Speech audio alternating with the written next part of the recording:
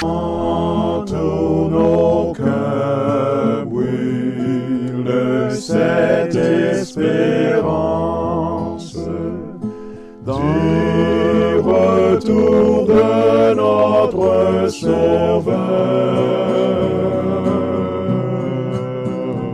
Différents faits divers nous interpellent et nous incitent à la réflexion. Ils annoncent un événement imminent et d'une grande importance. Mais comment l'analyser? En écoutant Jean-Claude qui, à la lumière de la Bible, t'accompagnera et te permettra d'être prête, d'être prêt pour le retour de Jésus. Note que les éditions spéciales sont disponibles sur YouTube. Quelle est la réponse 2? Le 2, c'est le chiffre. Je te salue fraternellement en Jésus-Christ, le Sauveur du monde. C'est Jean-Claude qui partage avec toi cette nouvelle série qui s'intitule Découvrir. Marco et Jean-Claude, nous sommes encore là, grâce à Dieu. Oh oui, nous sommes là avec toi pour partager la parole. Vois-tu, nous ne sommes pas en train de te martyriser en te disant tu iras en enfer. Ça n'existe même pas. Nous sommes là pour te dire que Jésus t'aime. Jésus a un projet pour toi. Rappelle-toi, précédemment, nous avons vu que Sichem, qui aimait Dina, on lui a demandé d'être circoncis. Il n'a pas tardé, il s'est fait circoncis parce qu'il aime Dina. Il veut de Dina. Et Jacob sait ce que c'est. Car lorsqu'il demanda à Laban la main de Rachel, ils ont consenti faire un contrat pour 7 années de bons et loyaux services. À l'arrivée des courses, finalement, Laban lui refourga Léa. Il a fait encore 7 ans, 14 ans, en fait pour Rachel, parce qu'il a eu Léa avant. Il a encore fait 6 années pour travailler, mais 14 ans pour Rachel, l'élu de son cœur. Donc, se faire circoncire, c'est quoi? C'est couper la peau qui recouvre le gland du pénis. Alors, Sichem a été faire ça parce que, oh oui, c'est tout ce qu'il m'a demandé. Eh bien, c'est facile. Je n'ai pas eu à donner de dot ni de présent, juste être circoncis. Et j'aurais dit, oh, qu'est-ce que c'est magnifique. Trop beau pour être vrai. Aujourd'hui, nous verrons la campagne. Juste avant, prions. Notre Seigneur et notre Dieu.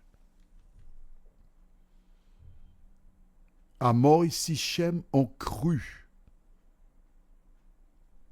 aux paroles prononcées par les frères de Jacob en présence de leur père. Convaincus que c'est un bon contrat, ils sont partis joyeux. Même trop contents que les choses se soient passées aussi facilement. Seigneur, à la lumière de ce récit, merci de nous aider à comprendre le temps dans lequel nous sommes et continue de nous accompagner, nous t'en prions. Au nom de Jésus et pour ta gloire éternelle. Amen. Vois-tu, l'une des raisons pour lesquelles j'aime la Bible, c'est qu'elle ne présente pas une histoire d'individus parfaits, sans faille.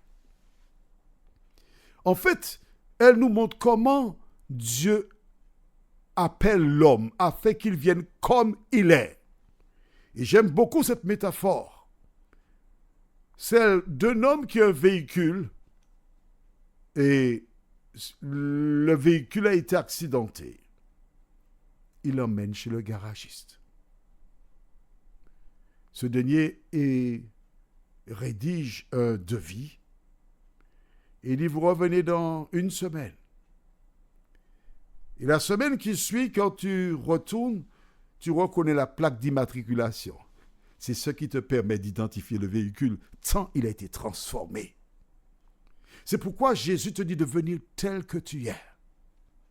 Et lorsque tu lui donnes ton cœur, le Saint-Esprit entre en toi.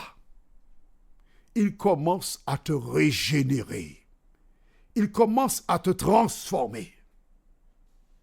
Alors, si tu es un frère de Jacob, ne te décourage pas. Continue. Parce que Dieu achève toujours ce qu'il commence dans la vie d'un homme ou d'une femme.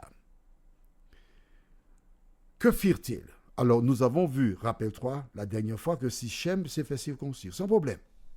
Nous lisons aujourd'hui la suite, à partir du verset 20. Toujours Genèse 34. Hamor et Sichem, son fils, se rendirent à la porte de leur ville. Et ils parlèrent ainsi aux gens de leur ville. Ces hommes sont paisibles à notre égard. Qu'ils restent dans le pays et qu'ils y trafiquent. Le pays est assez vaste pour eux. Nous prendrons pour femmes leurs filles et nous leur donnerons nos filles. Mais ces hommes ne consentiront à habiter avec nous pour former un seul peuple, qu'à la condition que tout mâle parmi nous soit circoncis, comme ils sont eux-mêmes circoncis. Leurs troupeaux, leurs biens et tout leur bétail ne seront-ils pas à nous? Acceptons seulement leurs conditions pour qu'ils restent avec nous. Waouh! Magnifique! Belle campagne électorale. Tu sais, lorsqu'il y a les élections, les candidats te proposent des choses magnifiques. Nous allons augmenter les salaires de 25%. Nous donnons à chaque femme qui n'a pas de revenus et qui reste avec les enfants un salaire de tant. Mes amis, tout le monde applaudit. On ne prend même pas le temps de réfléchir. C'est ça les élections. Et Hamor se rend donc à la porte. Jacob a beaucoup de troupeaux. Il y a des serviteurs, il y a des servantes, il y a de quoi faire. Alors, il vote le projet. Écoutez, ne soyons pas stupides. Voici toutes ces choses qui sont là. Ce sera terme à nous. Au contraire, ils ont des garçons qui ne sont pas encore mariés là.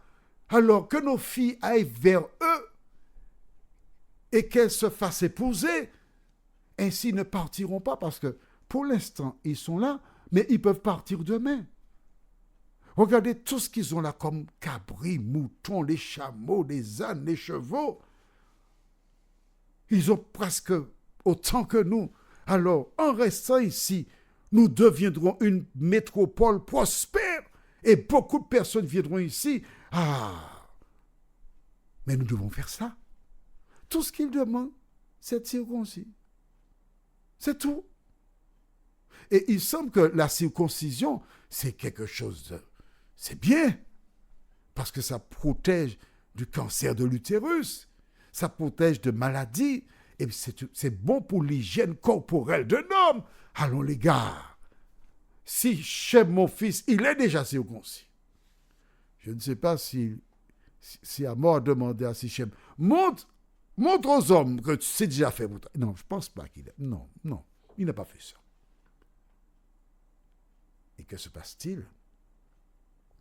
Les hommes qui étaient venus à la porte, qui ont entendu les propos d'Hamor, appuyés par Sichem, qui, ayant déjà été circoncis, donnait une image pour qu'on voit à quoi ressemble quelqu'un qui est circoncis. C'est pas si...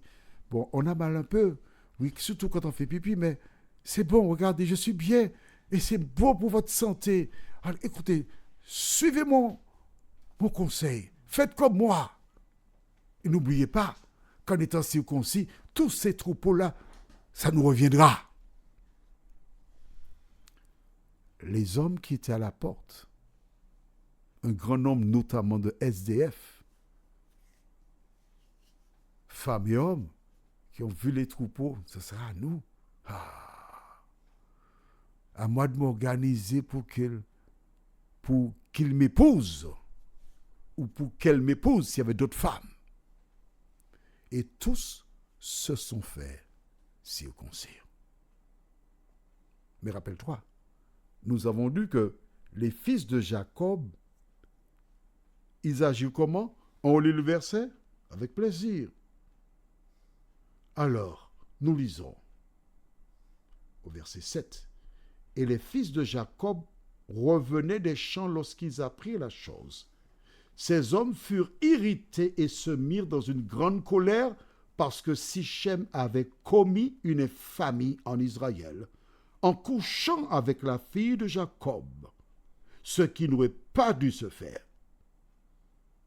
Alors, à partir de cela, ils ont réfléchi. Verset 13. Les fils de Jacob répondirent et parlèrent avec ruse à Sichem et à Hamor. Dès que tu agis par ruse, c'est que tu es mandaté par le diable. C'est pour tromper, pour tricher. La question que je te pose aujourd'hui est la suivante. Qui règne en toi? La ruse, le diable, ou la sincérité, l'Éternel des armées? Prions. Notre Seigneur et notre Dieu, nous n'avons pas encore vu la suite de l'histoire, mais nous découvrirons ce qui arrive lorsque nous utilisons la ruse. Que le Saint-Esprit nous aide, Seigneur, à dire comme dit la parole, oui, oui, non, non. Car lorsque nous ajoutons quelque chose, cela vient du malin. Merci de nous entendre et de nous conduire au nom de Jésus et pour ta gloire éternelle. Amen. Que l'Éternel continue de te bénir.